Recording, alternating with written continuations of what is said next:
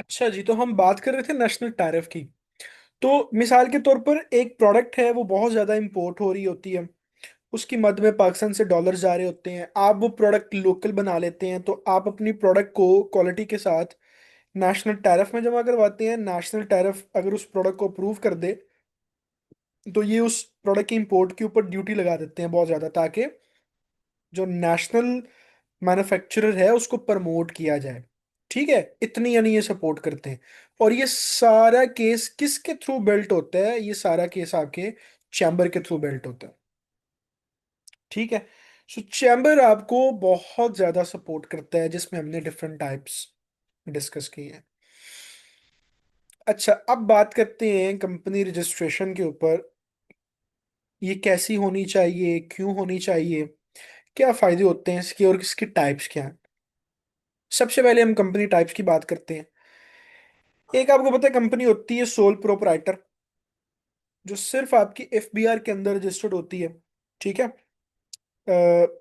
उसका आप सिंगल उसके यानी वो होते हैं, जैसे किसी भी एफबीआर के अंदर कोई भी कंपनी होती है। तो जैसे अभी मैं आपको यहाँ से दिखाता हूँ। एफबीआर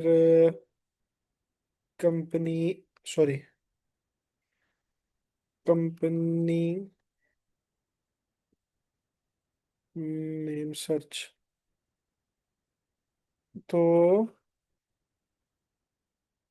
जैसे एफबीआर की साइट के ऊपर है, हम यहाँ पर आते हैं।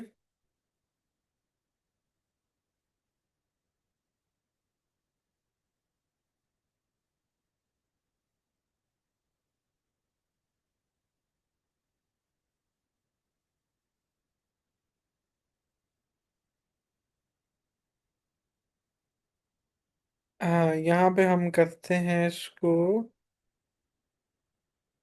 एक सेकंड।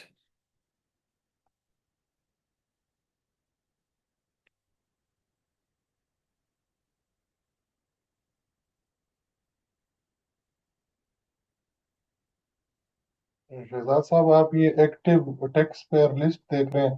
कोई टैक्स सिर्फ पेयर प्रोफाइल? मैं सिर्फ आपको एक चीज बता रहा हूँ। अभी देखिए, मेरा नाम है शहजाद अब्बास, यहाँ पे मेरा एक बिजनेस रजिस्टर्ड है, इटोर स्काई एंटरप्राइजेस टेक्नोलॉजीज। ये मेरी कंपनी यहाँ पर सोल प्रोप्राइटर रजिस्टर्ड है। ठीक है, एफबीआर के अंदर मैं सिंगल इस कंपनी का ऑनर हूँ। अच्छा, इस नाम के ऊपर जो है, मेरे लीगली कोई राइट्स नहीं है। ठीक है। ये सिंपल कंपनी रजिस्टर्ड है मेरी एफबीआर के अंदर। अब जिसको सोल प्रोप्राइटर कहते हैं।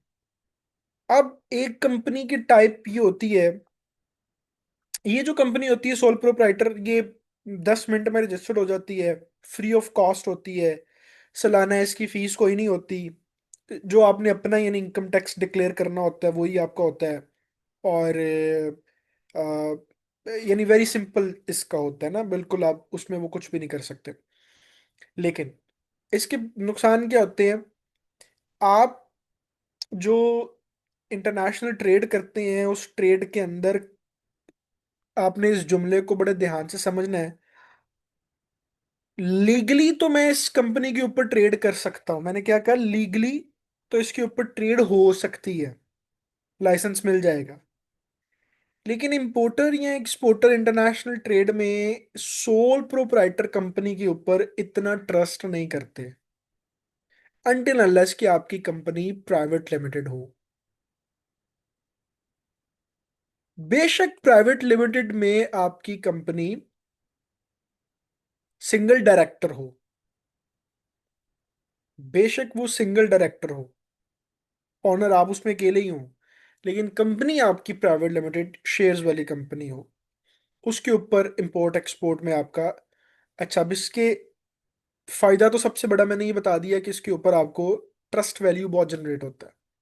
अच्छा, दूसरा एक फायदा ये होता है, खुदा ना खास्ता आपकी कंपनी बैंकरप्ट हो जाती है, तो कंपनी बैंकरप्ट होगी, आपके ऊपर कोई लीगल इश्यूज नहीं आएंगे।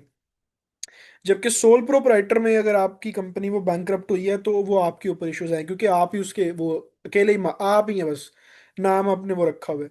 बट जो प्राइवेट लिमिटेड कंपनी होती है, ये अलग से एक कंप्लीट एंटिटी होती है। अगर कोई मसला होता है, आपने दुनिया में देखा होगा, ये जो बड़े बड़े लोग हैं, पॉलिटिशियंस, बिजनेसमैन, इनकी कंपनीज जो हैं वो डिफॉल्ट कर जाती हैं, स्कैम्स कर जाती हैं, लेकिन वो बंदे घूम रहे होते हैं, बंदों की अपनी वर्थ होती है, बंदों के पैसे होते हैं, तो वो कंपनी डूबती है। कंपनी के नाम के ऊपर जो कुछ होगा वो डूबेगा। लेकिन इसके जो कॉन्स हैं वो ये है कि इसके सालाना टैक्स देने पड़ते हैं, इसे 12-13 हज़ार रुपया तो सिर्फ इसकी एनुअल फीस होती है।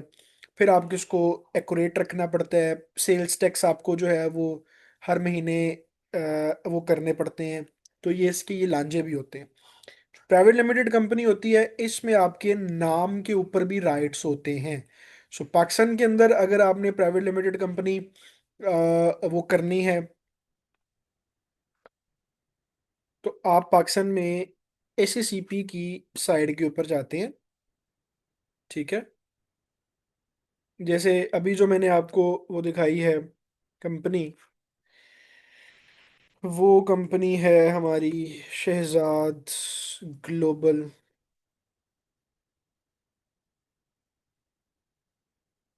Take SMC private limited. ठीक है। ये कंपनी है 2021 की, रजिस्टर्ड है। और सिंगल डायरेक्टर है इसके अंदर। मैं सिंगल डायरेक्टर हूँ। एक मेरी दूसरी कंपनी है इटोर्स का है, जिसके ऊपर ज़्यादा मैं चाइना वाला काम करता हूँ। ठीक है। ये कंपनी भी मेरी सिंगल डायरेक्टर है, प्राइवेट लिमिटेड। इसी तरह से एक मेरी और कंपनी है शहजाद इंटरप्राइजेस के नाम से। ये पुरानी कंपनी है थोड़ी। नहीं, ये नहीं। Shahzad enterprises SMC. ये क्यों नहीं आ रही? सो कहने का मकसद ये है कि आप जो जो ये एसएसीपी के अंदर कंपनी होती है, इसके ऊपर आप आपका लीगल राइट होता है। अब जैसे मिसाल के तौर पे मेरी ये कंपनी है, तो आप ये नाम नहीं रख सकते। ये मेरा लीगल राइट है इसके ऊपर, और ये प्राइवेट लिमिटेड कंपनी है। प्राइवेट लिमिटेड कंपनी का सबसे पहले ये होता है आपको फायदा कि लीगल राइट्स आपके पास आ जाते हैं। उसके अंदर आपकी शेयर वैल्यूज आ जाती हैं। आप इस कंपनी को पाकिस्तान स्टॉक एक्सचेंज के ऊपर भी लेके जा सकते हैं, अगर कंपनी बहुत बड़ी हो जाए आपकी। इन्वेस्टर्स इसके ऊपर ज़्यादा ट्रस्ट करते हैं। इंपोर्टर एक्सपोर्टर इसके ऊपर ज़्यादा ट्रस्ट करते हैं। प्लस इस कंपनी के ऊपर, जो प्राइवेट लिमिटेड कंपनी होती है, ये आप इजीली जो बड़े कॉन्ट्रैक्ट्स आपके होते हैं वो आपको मिल जाते हैं। जो सोल प्रोप्राइटर होती है उसके अंदर आपको गवर्नमेंट लेवल पे भी और प्राइवेट लेवल पे भी ट्रस्ट फैक्टर्स आते हैं। ठीक है। यहां तक इस हवाले से किसी का कोई सवाल है तो आप मुझसे ले। अब पहले थोड़े से आपके क्वेश्चंस में लूँ। काफ़ी हमने थ्योरी डिस्कस की है, फिर आगे एक दो चीज़ें रह गई हैं, वो डिस्कस करते हैं। जी सर, दिस ये सवाल जो है ना sir, this is regarding with national tariff commission. Okay. आपने जैसे बताया कि ये लोग इंपोर्ट सब्स्टिट्यूशन का काम करते हैं, बेसिकली इनकरेज करते हैं इंपोर्ट सब्स्टिट्यूशन को। तो अगर मुझे कोई लिस्ट चाहिए हो कि पाकिस्तान में क्या इंपोर्ट हो रहा है पिछले साल, यानी पिछले फाइनेंशियल ईयर में कितना, हाँ, पाकिस्तान ने कितनी कितनी क्वांटिटी में कितने कितने डॉलर्स में, यानी डॉलर वर्थ में सामान इंपोर्ट किया है, क्या ये उसकी लिस्टें भी प्रोवाइड कर देते हैं? यानी मैं अगर इन्वेस्ट करना चाहता हूँ या चाहता हूँ कि कुछ मैन्युफैक्चर करूँ पाकिस्तान में, और वो मैन्युफैक्चर करूँ जो ऑलरेडी यहाँ पे मार्केट स्टैब्लिश हुई है, जिसकी इंपोर्ट हम्म। सब्स्टिट्यूशन कराई जाए, तो ये इन्फॉर्मेशन उनसे मिल जाएगी? अली भाई, ये इंफॉर्मेशन आपको दो जगहों पे मिल सकती है। एक तो ये है कि आप किसी भी कस्टम क्लियरिंग एजेंट को 5,000 रुपये दें, वो आपको सारा डाटा दे देगा जिस इंडस्ट्री का आप लेना चाहते हैं डाटा। एक तो तरीकाकार वो होता है। दूसरा तरीकाकार है, वो अभी आपको मैं पढ़ाऊंगा जब हम उस लेक्चर पे जाएंगे। इंटरनेशनली आईसीसी का एक टूल है ट्रेड मैप के नाम से। इस वेबसाइट के ऊपर भी आपको सारा डाटा मिल जाता है कि कौन सा मुल्क कहाँ से क्या इंपोर्ट कर रहा है और क्या एक्सपोर्ट कर रहा है, इन टर्म्स ऑफ वैल्यूज और उसकी डिस्क्रिप्शन और HS codes. Thank you sir, बहुत शुक्रिया। ठीक है। इसको हम डिटेल में डिस्कस करेंगे जब हम सेलिंग और सर्विसेज वाले लेक्चर्स में जाएंगे। सो ये इंटरनेशनल टूल है आईसीसी का। इससे भी आप ले सकते हैं अगर आपने लोकली लेना है। हम खुद बाजूकात इस तरह करते होते थे। हमारा जो क्लियरिंग एजेंट है, 5,000 रुपये में डाटा मिल जाता है आपको सारा ना। सर, दूसरा एक सवाल था कि आप बता रहे हैं कि अगर मैं, क्योंकि मेरे जो मैं जिस खानदान से हूँ, हमारे पिछले 70 साल हमने सोल प्रोप्राइटरशिप ही किया है। यानी बिजनेस फैमिली से ताल्लुक है, लेकिन हमने किया हमेशा सोल प्रोप्राइटरशिप, या कभी प्राइवेट नहीं किया, प्राइवेट लिमिटेड। सर उस सूरत में अगर हम प्राइवेट लिमिटेड करते हैं तो बेसिकली गवर्नमेंट की या जो इदारों की क्या एक्सपेक्टेशन होती है आपसे? यानी जैसे आपने बताया ना कि आपको शायद अपने कुछ लांझे होते हैं, वो लांझे क्या क्या हैं, थोड़े से अगर आप एक्सप्लेन कर सकें। यार गवर्नमेंट की तो कोई आपसे एक्सपेक्टेशंस नहीं होती। इसका कैपिटल का भी कोई मसला नहीं होता। आप 1 लाख कैपिटल इन डॉक्यूमेंट्स करके भी काम शुरू कर सकते हैं, आप 10 लाख करके भी शुरू कर सकते हैं। जितना कैपिटल आप शो करते हैं उसके अगेंस्ट चालान बनता है। आजकल जो कंपनी रजिस्ट्रेशन हो रही हैं वो, अगर आप 10 लाख कैपिटल अपना शो करते हैं तो तकरीबन 50,000 रुपये लगता है इसकी कंपनी के रजिस्ट्रेशन का। एक तो ये खर्चा होता है इसके ऊपर। सेकेंडली, सालाना आप काम करें या ना करें तकरीबन 15,000 रुपये का खर्चा होता है इसकी मेंटेनेंस के ऊपर। ये दो इसके लांझे होते हैं जो हमारे यहाँ अमूमी तौर पर सोल प्रोपराइटर को नहीं पड़ते। ठीक है। बट मैं जब मैंने एक्चुअली मसला ये है ना कि मैं पाकिस्तान यूनिवर्सिटी की प्रोडक्ट नहीं हूँ, मैं चाइनीज बिजनेस कम्युनिटी की प्रोडक्ट हूँ। वो लोग इतना बड़ा सोचते हैं। अब मैं आपको एक एग्जांपल देता हूँ, सिर्फ एक एग्जांपल का मजा लेना है आपने। आप लोग जस्ट एक in case just import export का एक प्रोसीजर समझ रहे हैं। मैंने आपको नेशनल टैरिफ की भी बात बताई कि कोई ऐसी प्रोडक्ट बना लो कि आप कहो कि मैं रजिस्टर्ड ही करा लूं, ऐसी कि तैसी कोई इंपोर्ट ही ना कर सके, उसके ऊपर टैक्स लगवा दूं। अब कहने को ये बात कितने नेक्स्ट लेवल की है कि कितनी बड़ी कंपनी बनाएं, कितना उसका प्रोडक्ट अच्छी कर लें, फिर आप उसमें। बट इन्फॉर्म करने का मकसद ये है कि आपके किसी ना किसी लास्ट शऊर में इतनी बड़ी चीज पड़ी हो कि आपको फर्स्ट टू लास्ट स्टेप की चीजों का पता हो। Got it. So private limited company जो है ना इंटरनेशनली, अभी कुछ चीजें जब हम जाएंगे ना उस पे सोर्सिंग पे, ठीक है, तो मैं आपको सिर्फ एक एग्जांपल दे रहा हूँ। सोर्सिंग पे जब हम जाएंगे तो सोर्सिंग में किसी सप्लायर को फाइनल करने के वक्त सबसे पहले उस सप्लायर को जब देखेंगे तो मैं आपको जो चीज़ें बताऊंगा उन सारी चीज़ों के अंदर, उस सप्लायर को फाइनल करने के एतबार से सबसे पहली चीज़ मैं आपको ये बताऊंगा कि आपने सप्लायर की प्रोफाइल पे जाना है। लेट सपोज सप्लायर की प्रोफाइल पे जाना है, और सप्लायर की प्रोफाइल पे जाके आपने देखना है कि ये प्राइवेट लिमिटेड कंपनी है कि छोटा मोटा कोई बंदा बैठा हुआ है। ये पहली चीज आपको बताऊंगा मैं, पहली चीज। सो आप अगर इंपोर्टर सेलेक्ट कर रहे हैं तो आप इतना टफ क्राइटेरिया रख रहे हैं, तो जब आप एक्सपोर्टर साइड पे आएंगे और आपको किसी ने चूज करना होगा तो उसका क्राइटेरिया क्या होगा? So that's actually the main thing कि लांझे हैं दो तीन ये वाले। गवर्नमेंट को आपसे एक्सपेक्टेशंस नहीं होती किसी किस्म की ना, बट आप उसके नहीं, मेरा अगेंस्ट। मतलब तो सर एफबीआर को क्या एक्सपेक्टेशंस होंगी आपसे, या उनको भी कोई खास एक्सपेक्टेशन नहीं होती? नहीं, असल में मेरे जो कोई अकाउंटेंट्स है एक्सपेक्टेशंस नहीं ना होती। कंपनी में, अच्छा, वो अमूमन ये कहते हैं कि सर जिस तरह चल रहा है उसको चलने दे, खाम खाम प्राइवेट लिमिटेड में जाएंगे तो पता नहीं टैक्सेशन ज्यादा बढ़ जाएगी या हम नजर में ज्यादा आ जाएंगे। ऐसा है या ये जितना जस्ट ख्याल ही है पुराने का?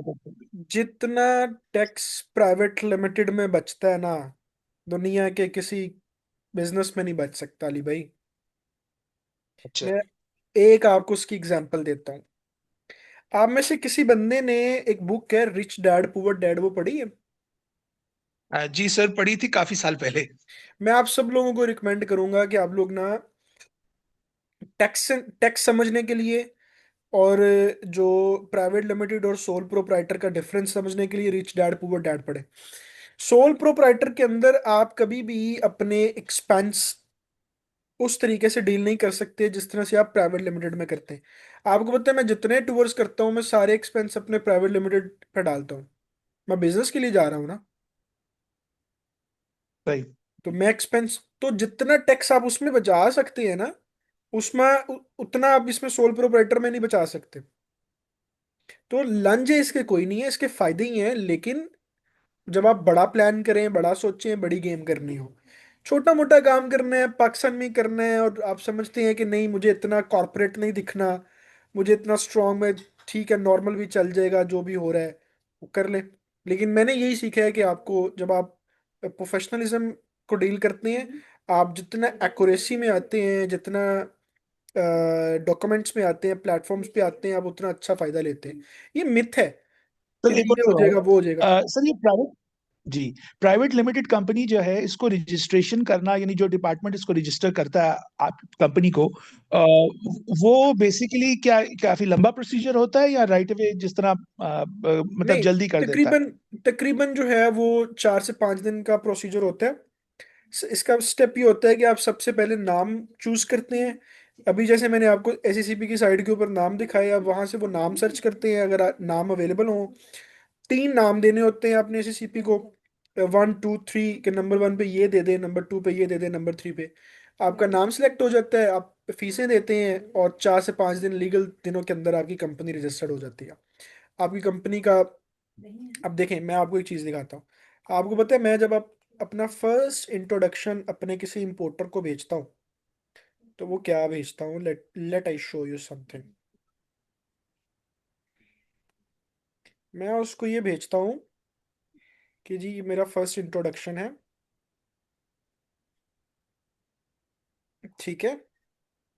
इस तरह से मैं ऊपर उसको ग्रुप ऑफ कंपनीज, ये मेरी चाइनीज कंपनी है, ये मेरी पाकिस्तानी कंपनी है, ठीक है। छोटा मोटा इंट्रोडक्शन, अपनी सर्विसेज, टीम। नीचे ये मैंने चाइनीज कंपनी का लाइसेंस लगाया हुआ है, जो मेरी कॉर्पोरेशन लिमिटेड है वहां पर। उसके नीचे मैंने पाकिस्तानी कंपनी का लगाया हुआ है, जो सर्टिफिकेट ऑफ इनकॉर्पोरेशन है। होता क्या है, ये जो कंपनी नेम है ना, किसी के पास जब जाएगा, तो वो जिसको थोड़ा सा भी दुनिया में जिसको नॉलेज होता है, वो इस कंपनी को ना एससीसीबी के ऊपर सर्च करेगा। ये कंपनी बैंकरप्ट तो नहीं है, कंपनी लीगल है कि वाकई वहां पर मौजूद है। तो आपके इंपोर्टर को इस तरह की प्रोफाइल के ऊपर एक ट्रस्ट वैल्यू जनरेट होता है कि इसकी कंपनी जो है वो सिक्योरिटी एक्सचेंज में रजिस्टर्ड है। दैट्स द होल सही। थिंग, कि आप किस तरीके से चीजों में कर रहे हैं ना।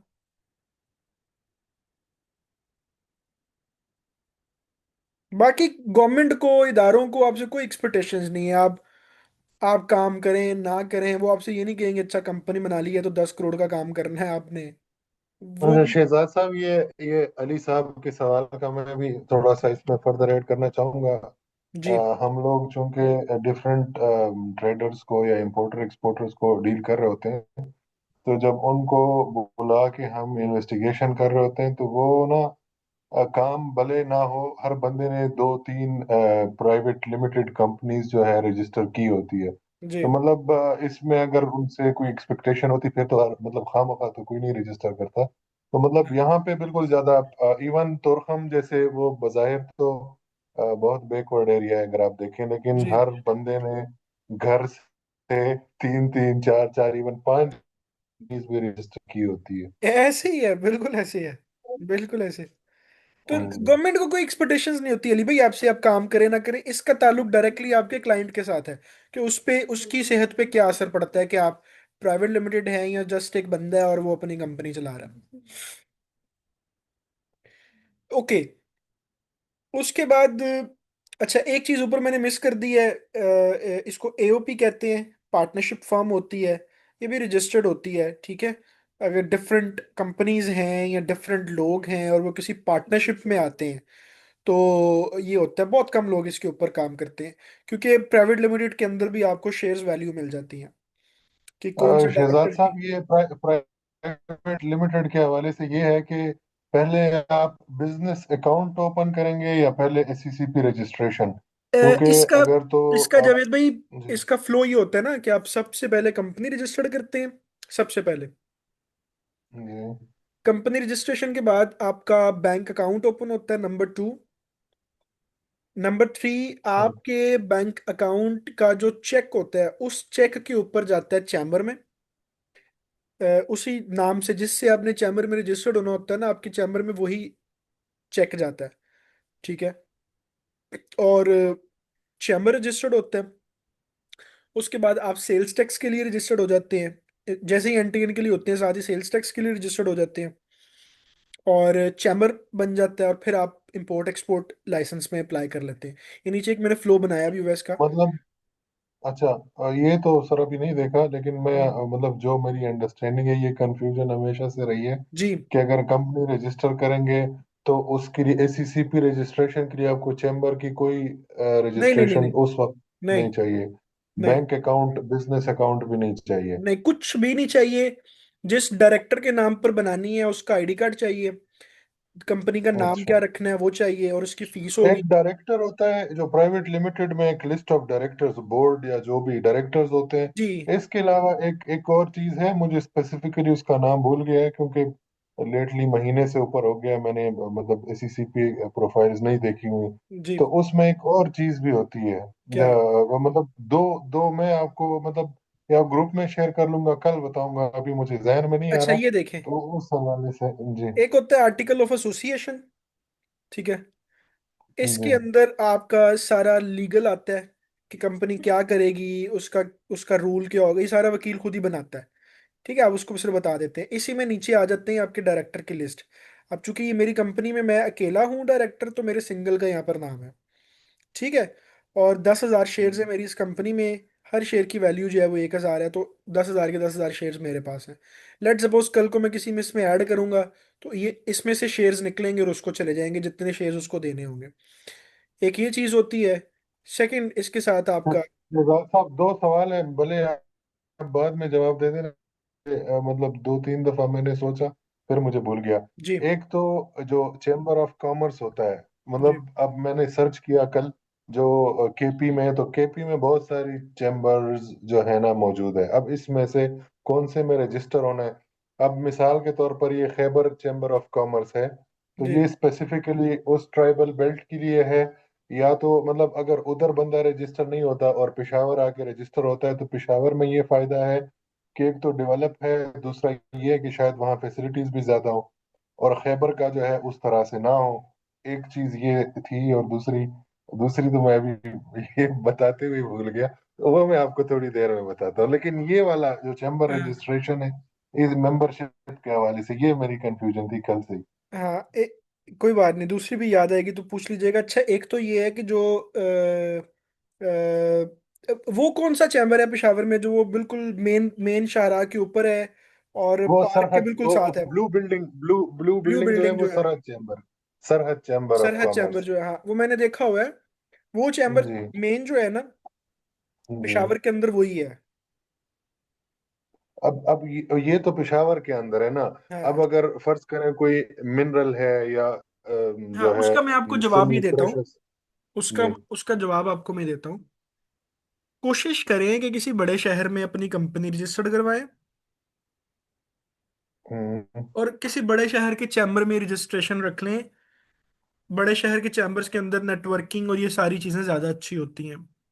अब अगर ऑफिस ऑफिस जो है फर्ज करें लंडी ऑफिस है, हाँ कंपनी ऑफिस जो है वो लंडी कोतल में है, और हाँ रजिस्ट्रेशन उसकी सरहद चैम्बर ऑफ कॉमर्स में हो, तो ये प्रैक्टिकली पॉसिबल है। हाँ, आप करवा सकते हैं। आप वकील को कहिएगा एक झूठा एड्रेस शो कर दे उस शहर का कि यहाँ पे सब ऑफिस है, तो इंटरटेन करने के लिए चैम्बर मैंने यहाँ से रखना है, तो वो करवा देगा। इंटरनेशनल ट्रेड वाले को नहीं मसला कि किस शहर में आपका वो है, आपको वहां से भी मिल जाएगा, वहां से भी मिल जाएगा। नहीं, वो मैं असल में दो नंबरी के अलावा भी मैं चाहता था कि मतलब वैसे हो सकता है कि नहीं हो सकता, बाकी तो करने को तो मतलब हाँ, बहुत कुछ हो सकता है। ये जो बिजनेस बैंक्स दो बिजनेस नंबरी के अलावा प्रेमिसेस थोड़ा सा, वेरिफिकेशन कर दे। थोड़ा सा दो नंबरी के अलावा ना मुश्किल होता है, क्योंकि चैम्बर हम्म। सिटी वाइज ही बने हुए हैं। ठीक है। लेकिन हम्म। जिन शहरों में चैम्बर्स नहीं होते, वो फिर किसी दूसरे शहर के चैम्बर में ही अपना वो बनाते हैं।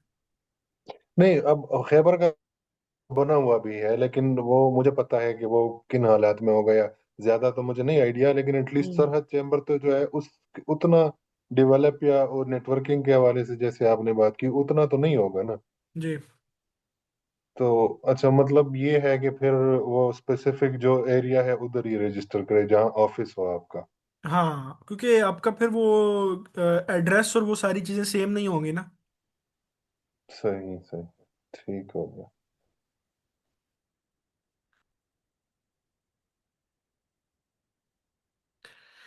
ओके। वैसे लीगली हम कर सकते हैं, मसला नहीं होता कोई, अगर आपकी सिटी किसी और में भी हो तो। ठीक है, लेकिन आपका नहीं कोई शहजाद साहब, एक। उसमें इसमें ये था मेरा कि आप चूंकि चैम्बर में रजिस्टर मेंबरशिप तो आपकी है और आपको आइडिया होगा, कि मतलब अगर हाँ। एट टाइम ऑफ रजिस्ट्रेशन बंदा अप्लाई करे, वो कहे जी नहीं आपका तो इधर बनता ही नहीं है, क्योंकि आपका तो अब लंडी कोतल में ऑफिस है, इधर आप क्या कर रहे हैं, तो नहीं आप नहीं नहीं नेवर चैम्बर में था। नहीं, ऐसा नहीं होता। वो सिर्फ एक एड्रेस शो करना होता है कि जी मेरा यहाँ पर एक ऑफिस है या वेयर हाउस है। और कोई इतना, क्योंकि चैम्बर प्राइवेट इदारा है ना, तो उसके वो गवर्नमेंट शोमेंट वाले हम्म, लांझे नहीं होते। वो एक छोटा सा पेपर फिल होता है, और वो आपका चैम्बर में किसी एक उससे भी लिंक हो तो वो वैसे ही बन जाता है। कोई किसी किस्म का मसला नहीं होता। सही हो गया। अब मैं आपको एक तो मिसाल दे सियालकोट में सारे यही तो है। मैं आपको एक एग्जांपल देता हूँ ना, जी आपको सियालकोट में। और क्लैरिटी से समझ आ जाएगी। मिसाल के तौर पर, आप में से कोई कोई दोस्त ऐसा है जिसने डस्का देखा हुआ है? जी सर मैंने देखा। तो डस्के के जितने लोग हैं, एक्सपोर्टर्स हैं, उन सबके चैम्बर्स जो हैं वो उन्होंने सियालकोट में रखे हुए हैं। ऐसे ही सर, ऐसे ही तो करते हैं। कर सकते हैं, या मसला नहीं है कोई। और करना भी ऐसे ही चाहिए कि आप किसी अच्छी, अगर आपके नज़दीक नज़दीक कोई अच्छा चैम्बर है तो आप उसमें ही करें।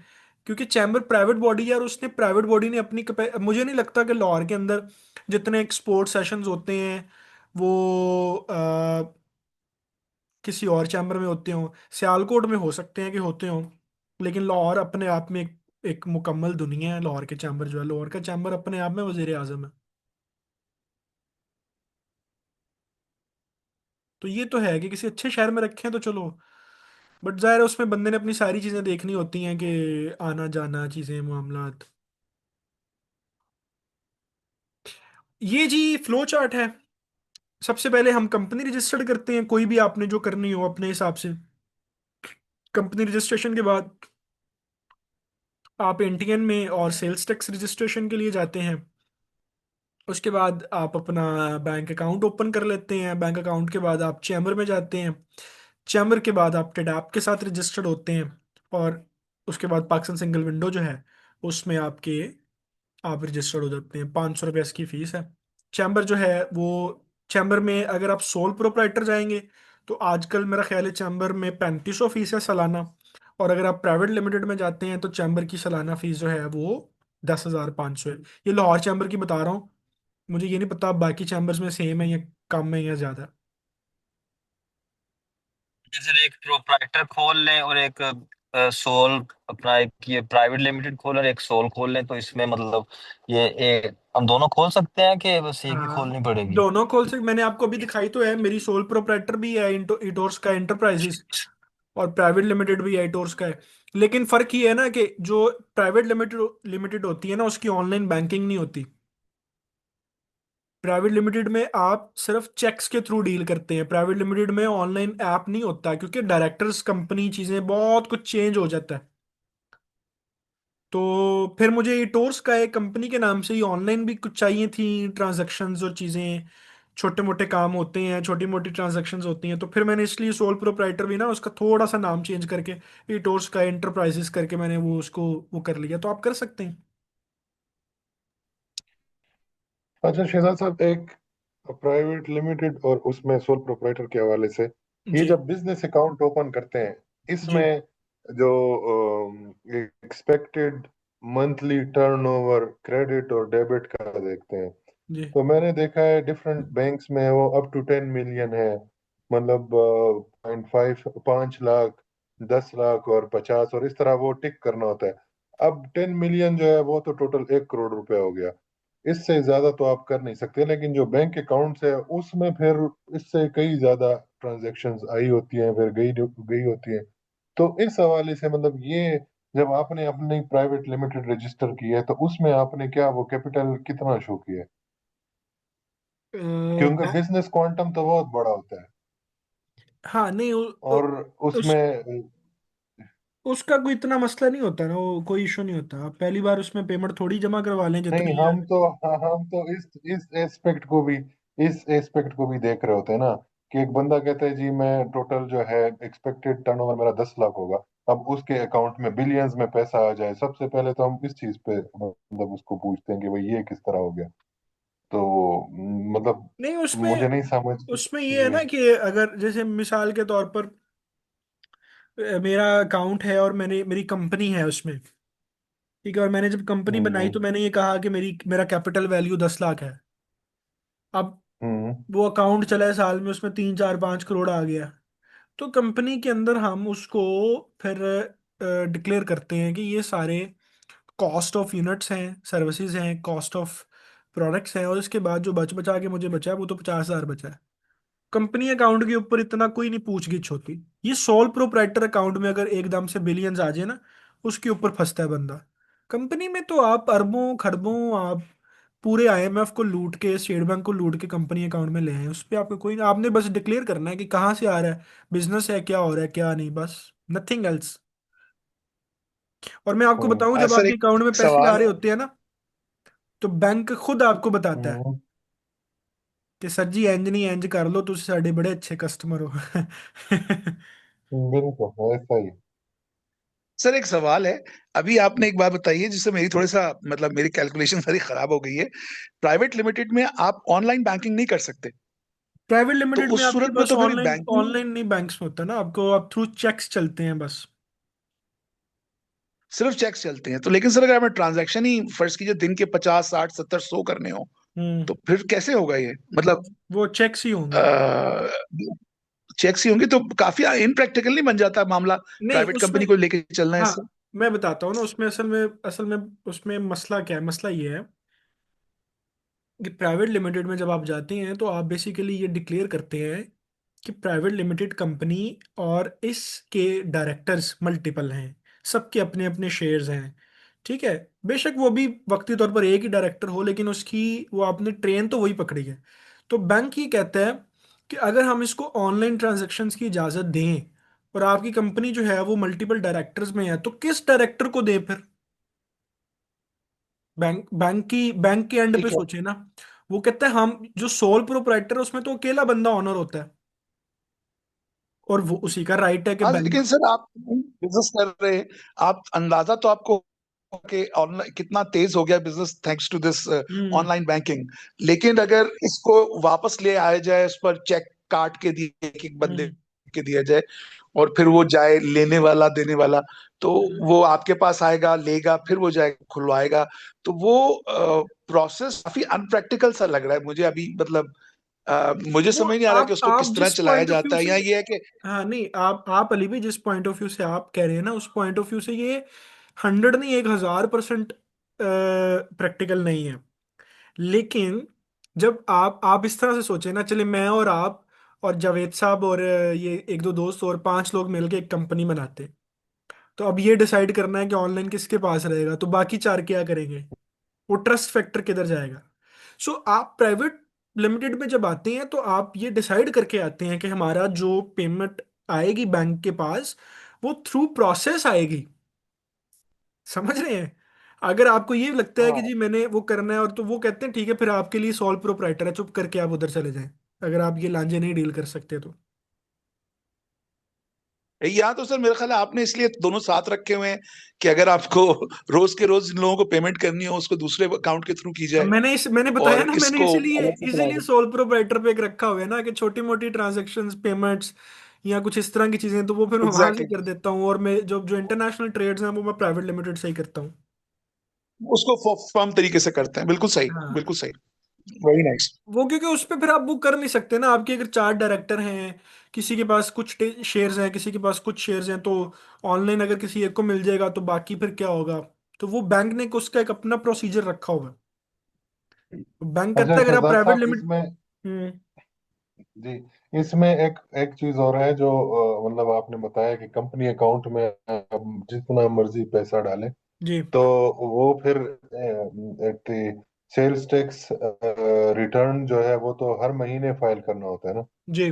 तो वो फिर जब आप रिटर्न फाइल करते हैं उसके लिए फिर एक अकाउंटेंट भी रखना होगा, क्योंकि इसमें हाँ। आपने ये शो करना है कि जी इसमें से टेक अवे मेरा क्या है। मतलब जी। साल का मैं 12 लाख ले रहा हूँ या 20 लाख, तो फिर उस हम्म। 20 लाख पे टैक्स होगा। जो बीच जी। में जितना भी मतलब इसमें ट्रांजैक्शन हुई है वो जस्टिफाई की ये सर्विसेज के हैं, ये मेरा जो है प्रोडक्ट प्राइस है, और ये जो है हाँ ऐसे ही। इसमें से प्रिंसिपल अमाउंट है, वो सारी चीजें। तो मतलब ये तो प्राइवेट कंपनी जो है इसको फिर मैनेज करने के लिए आपको स्टाफ मजीद ज्यादा चाहिए होगा। हाँ ऐसे ही है, लेकिन मैं बताऊं, मैं जिंदगी के मैंने 3 4 साल अकेले ही सब कुछ किया है, वन मैन शो। ठीक है, होता ये है कि जब जैसे जैसे आपका काम बढ़ना आप अब मसला ये है कि आप जो सवाल कर रहे हैं वो कर रहे हैं कि काम बहुत अच्छा हो रहा है और इतनी ट्रांजैक्शंस, तो फिर दो स्टाफ रख लेंगे। लेकिन अगर काम ही नहीं हो रहा, थोड़ा ही काम हो रहा है, पूरे साल में आपने 2-4 लाख 5 लाख की, तो फिर तो बंदा खुद कर लेता है।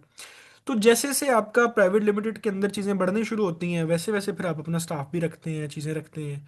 तो प्राइवेट लिमिटेड तो साइन ही होता है कि हम दी बेस्ट कॉरपोरेट सेक्टर में जा रहे हैं और हमारा प्लान है कि हमने इस कंपनी को इंटरनेशनल लेवल पे लेकर जाना है।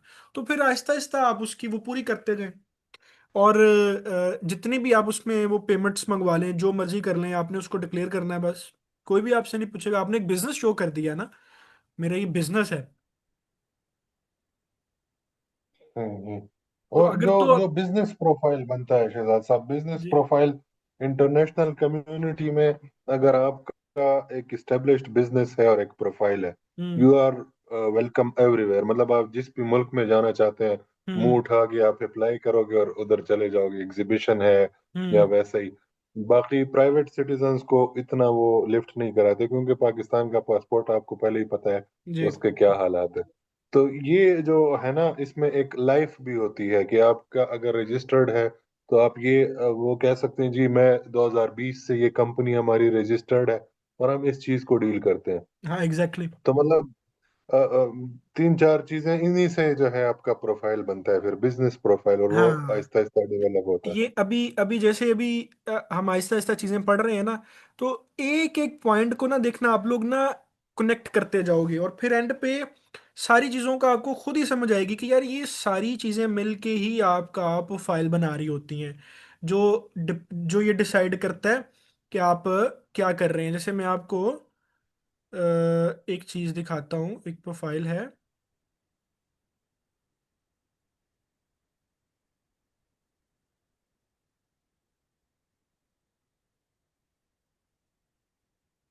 अगर ये खुल जाए ना,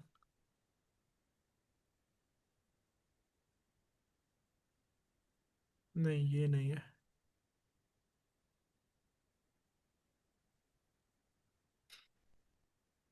पता नहीं इसमें वो आ नहीं रही। वो मैं आपको दिखाऊंगा, ब्रांडिंग वाले लेक्चर में दिखाऊंगा।